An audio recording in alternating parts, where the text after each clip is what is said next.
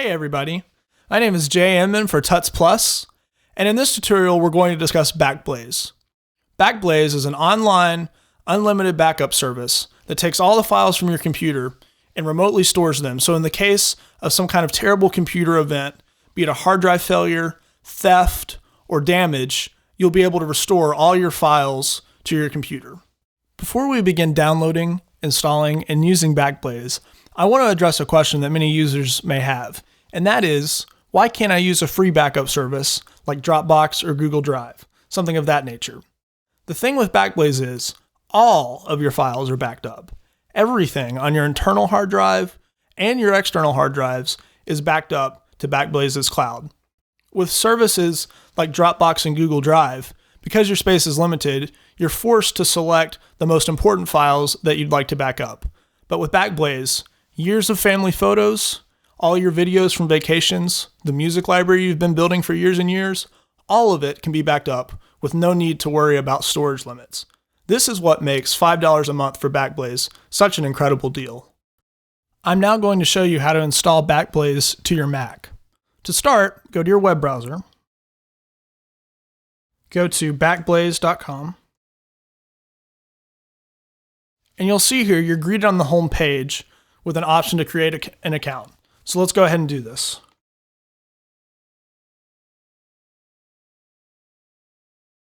Select a password you'd like to use. And as you can see, our download has begun. If we go to our download tabs, which is in the far right corner of Safari, if you're using Safari, we'll see here that we have our Backblaze installation DMG. Let's go ahead and open this.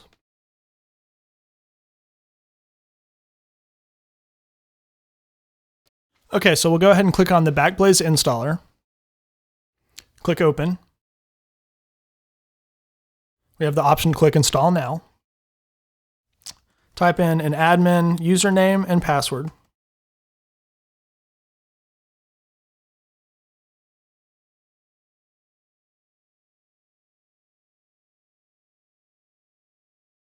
And our installation is complete.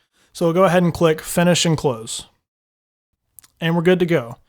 We can go ahead and close out this Backblaze installer tab and quit Safari. Okay, so now I'm going to show you 3 ways to open Backblaze Preferences. The first way is simply to go to System Preferences, and here in this bottom corner we have Backblaze Backup Preferences. Now, another way you can do this, go ahead and close System Preferences, is you can launch Dashboard and Backblaze will appear. You open it and you're brought up with System Preferences, which then leads into the Backblaze Backup panel. Now, another thing we can do is if we go into Settings, we have the option to show the Backblaze icon in the menu bar. And as you can see, it appears here. Now, by default, when you install Backblaze, the icon will come in the menu bar. Mine was checked off from a previous installation, but just know that by default, yours will come like that. And you can simply go up to that icon and then click Backblaze Preferences, and it will open that same set of menu options for you. I want to walk you through the different options that you're given in the Backblaze Backup System Preferences menu. Now, first of all, if you see in this area here, you're given an alert as to the status of your backup. Now, when you first launch Backblaze, it's going to give you some information about how your initial backup is being done. Now, I've already done mine for the purposes of this tutorial, but that's just for your information. Now, the key place to access settings for Backblaze is this settings button here. Let's go ahead and open it. Our first settings tab is simply titled Settings, and we have some basic options here. We can name our computer. This is the name that will show up in the Backblaze web browser where we can restore files. We have our temporary data drive, which you're just going to want to set that as your Mac's internal drive, which for me is a solid state drive. You can set to be warned when you haven't backed up for a certain number of days. By default, this is 7 days. Like I mentioned before, you have the option to show the Backblaze icon in the menu bar. And then here at the bottom, we have the option to select which hard drives we want to back up. Now we'll come back to this later when I show you how to add an external hard drive. Our next tab is the Performance tab. this gives us a couple options. We have our automatic or manual throttle option. Now by default, it's going to come as automatic throttle, or you can choose to manually throttle. Basically what this does is it allows you to determine how much of your network bandwidth is used for backup and how much is used for your normal network activity, such as surfing the web. Also down here, we have the option to back up when on battery power. Now, it won't be possible for your initial backup to take place simply on battery power, at least in most cases. However, this may be a good option to check later on when you'd like for your small incremental backups to take place, whether or not you have AC power. Our next tab is the Schedule tab. We have 3 options for a backup schedule. We have a continuous schedule, where any changes to files are always being backed up. We have a once per day option. And then we also have an option to do it manually, only when backup is clicked manually. Backblaze recommends leaving this at the continuous option, which is what comes as the default option. Next, we have our exclusions tab. Now this is an interesting tab because we mentioned earlier systems like Dropbox or Google Drive, where you're placing specific files into those folders to be backed up to the web. But with Backblaze, really our options to select certain files are to select files we don't want backed up. Because since Backblaze is unlimited, everything will be backed up unless we tell Backblaze to do otherwise. So if we want to add an exclusion, we go to this plus button here. We can simply navigate to a file, and we can select that file as one that we don't want backed up to Backblaze. So I've picked this numbers document here called savings.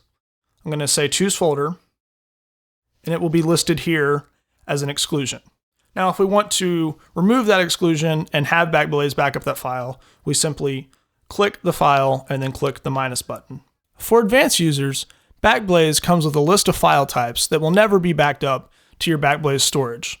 If you'd like, you can edit this list. You could add file types to it, take ones away, and of course you could always restore the default list by clicking the Restore Defaults button. For most users though, the default list will be just fine. Our final option on the Exclusions tab is the Do Not Backup Files Larger Than drop-down menu. If we open this up, we're given various file sizes. Now, if you're a user with, say, maybe a restricted amount of internet data or something of that nature, you may want to select one of these smaller file types, so that way large things like videos aren't being backed up, and your essential documents that are much smaller in size are being backed up, and that way you don't exceed any data limits on your internet plan or anything like that. But for any user with unlimited data on their internet plan, you definitely want to go with no limit, so that way all files of any size are backed up. The next settings tab we have is our security tab. This is a great tab to read through as a user, as it describes the encryption and security features that Backblaze employs to keep your data safe. Also, you have the option to enter a private encryption key. Now this is a key that Backblaze never stores, but if you need to restore your data, not only will you need your login info, you'll need this encryption key. This is an extra layer of security that you as a user can set up to make sure your data is as safe as possible. Finally, we have our Reports tab. Now this tab shows us how much data has been backed up from our computer and what each of those types of data were. If we click this drop-down menu here, we can see files that are scheduled to be backed up, which at the moment there's none. But if there was, it would show a directory of those files where their location was, and there would be an entire list here. And we can also see an event log, which basically just shows when backups were started, when they were paused, when they were completed, things of that nature. Finally, we can click OK. And now we're back to the main Backblaze backup settings menu. Now, something you should note is that the initial backup that Backblaze does on your computer may take several days, even several weeks, just depending on how much data you have and what your internet connection speed is. Now, obviously, future backups are only made for incremental changes in data and things of that nature, so they'll be quick and nothing as significant. So note that. But for the purposes of this tutorial, I went ahead and downloaded Backblaze a couple days ago and allowed it to back up my files to the web, so that way I could show you guys how to restore files from Backblaze.com. So let's go ahead and do that now. To restore our data from Backblaze over the web, let's go ahead and go to our web browser. go to backblaze.com, and you'll see this option to sign in to restore. We'll go ahead and click there, then sign in.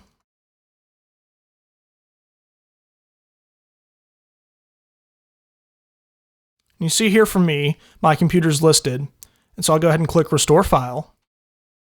Now here at the top, you see 3 options for restoration. The first one is to download a zip file over the web with the select files we need. Now, this is going to be a great option for restoring just a few small amount of files. However, if you've had a significant hard drive crash or something of that nature, you may want to look at the next 2 options, which is to get a USB flash drive with up to 128 gigabytes of files on it of your choosing, or to get a USB hard drive with up to 3 terabytes of files of your choosing. But for now, let's go ahead and use the download zip option. I'm going to scroll down, click on Macintosh SSD, follow this file path. Now, I specifically want to restore some files out of my documents, for example. So I'm going to select this Keynote file that I need, and then also this Tuts Plus wallpaper that I need. And then go down here and click Continue with Restore. Now we get a message saying that when our files are ready, we'll get an email, and then we'll be able to come and download our files. So I'm going to wait a few minutes, check my email, and see if I've received that link. So I came back, checked my email, and Backblaze had notified me that my files were ready in a zip folder. So I'm going to click this link, which says sign in to download them. I'll be taken to Backblaze's site where I can sign in.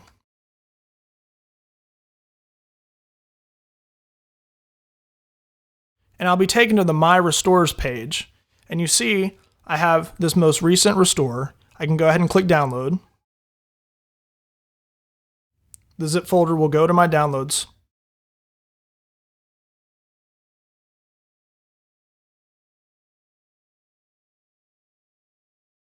And there are my files. When I double click this folder, there they are. The Keynote file I selected and the Tuts Plus wallpaper that I selected. I'm back on the Backblaze My Restores page. I want you to take note of this Use Downloader link. We're going to click on that. A download will be triggered. And basically, the Backblaze Downloader is a more reliable way to download a large amount of zip files. So for example, if you've got several gigabytes worth of video or something of that nature that you're downloading, whereas a web download could time out, if you use this Backblaze Downloader app, you're going to have a much more reliable download. So we're going to click on this, click Open, and now we have the ability to sign in, and the most recent zip file that we've prepared for download will be downloaded using this much more reliable Backblaze Downloader app. I now want to discuss adding an external hard drive to your Backblaze account. I've opened up a Finder window. I'm going to go ahead and plug in a USB drive that I use often. All right, so I've got 3 files on here, as you can see here in this Finder window. So to add this external drive, I'm going to go to the Backblaze Preferences. We're going to go to Settings.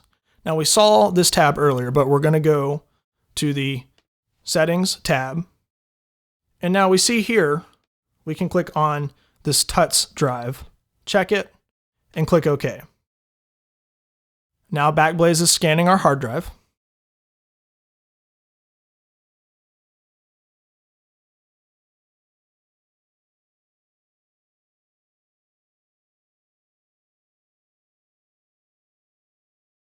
Now we'll go ahead and click Backup Now.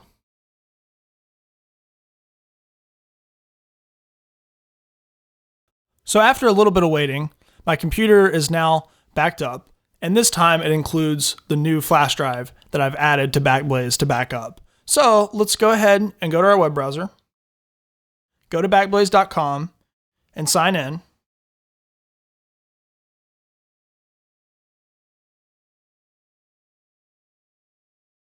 And if we go to View Restore Files, we see here that the flash drive that I plugged in and added to Backblaze is now available in our Restore tab on backblaze.com. Now, something to note while we're on the topic of adding external drives to Backblaze is that you may wonder, well, what if I unplug a drive? Will Backblaze eliminate that drive from my backup? The answer is no, they won't, at least not at first. But after 30 days, Backblaze will view a drive not being plugged in as if the files have been deleted, and so it will go ahead and remove those files. So if you need to back up a drive, an external drive, to Backblaze, but you may have to unplug it at certain points, no worries, just make sure and plug it back in and back it up within 30 days of the last time that you plugged it in, and you'll be perfectly fine. To finish up this tutorial, I want to talk about upgrading to the full version of Backblaze. Now, so far, everything we've done has revolved around downloading the application, setting up your account, but as you may have noticed, we haven't actually entered any payment information anywhere.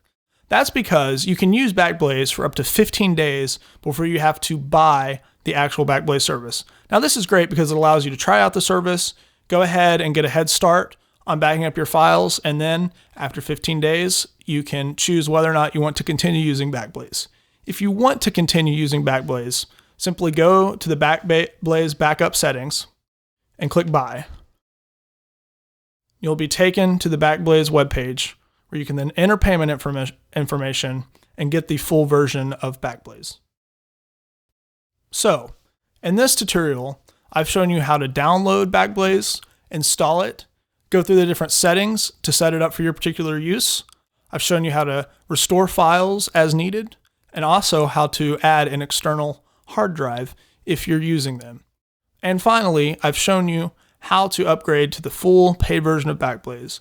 I really encourage you to use Backblaze. It's a great way to back up all your files with no data limits. This is Jay Inman for Tuts Plus. Thank you for joining me.